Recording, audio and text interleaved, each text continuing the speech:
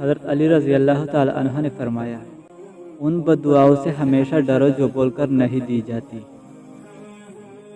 زندگی میں قسم، قلم اور قدم بہت سوچ سمجھ کر اٹھاؤ۔ الفاظ ہی سب کچھ ہوتے ہیں، دل جیت بھی لیتے ہیں اور دل چیر بھی دیتے ہیں۔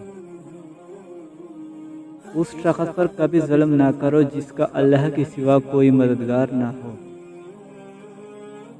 اگر تم اپنے علم پر مغرور ہو تو جہالت کے لیے یہی کافی ہے۔ جو حق کو چھوڑ کر عزت کا طلبگار ہوتا ہے وہ ذلیل ہو کر رہتا ہے، اور جو حق کے ساتھ دشمنی رکھتا ہے ذلت اس کا ہمیشہ کے لیے مقدر بن جاتی ہے۔ جو شخص اللہ کو رات کو پکارتا ہے اللہ اس سے غنی کر دیتا ہے، اور جو اللہ کی اطاعت اختیار کرتا ہے اللہ اس سے بزرگی عطا فرماتا ہے۔ پرندہ اپنے پاؤں اور انسان اپنی زبان کی وجہ سے جال میں پھنستا ہے۔ گفتگو میں نرمی اختیار کرو کیونکہ لہجے کا اثر الفاظ سے زیادہ ہوتا ہے۔ لفظ انسان کے غلام ہوتے ہیں مگر صرف بولنے سے پہلے تک، بولنے کے بعد انسان لفظوں کا غلام بن جاتا ہے۔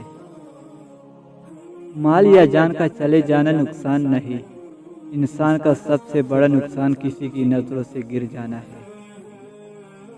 تجربہ انسان کو غلط فیصلوں سے بچاتا ہے، مگر تجربہ غلط فیصلے سے ہی حاصل ہوتا ہے۔ جو حق سے منہ موڑتا ہے تباہ ہو جاتا ہے۔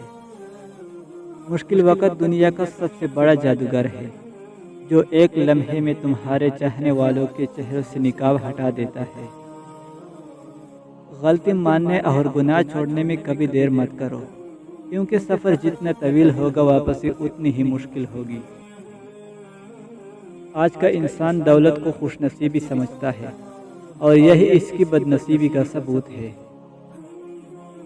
جب دعا کرتے وقت تمہاری آنکھوں سے آنسو آ جائے تو سمجھ جانا تمہاری دعا بارگاہ الہی میں قبول ہو چکی ہے۔ زیادہ سوچنا انسان کو ختم کر دیتا ہے، بس دعا کرو اور اللہ پر چھوڑ دو۔ بے فکر ہو جاؤ، اللہ پاک مخلص دلوں کے ساتھ کبھی نا انصافی نہیں کرتا۔ جب تمہارے دل میں کسی کے لیے نفرت پیدا ہونے لگے تو فوراً اس کی اچائی کو یاد کرو۔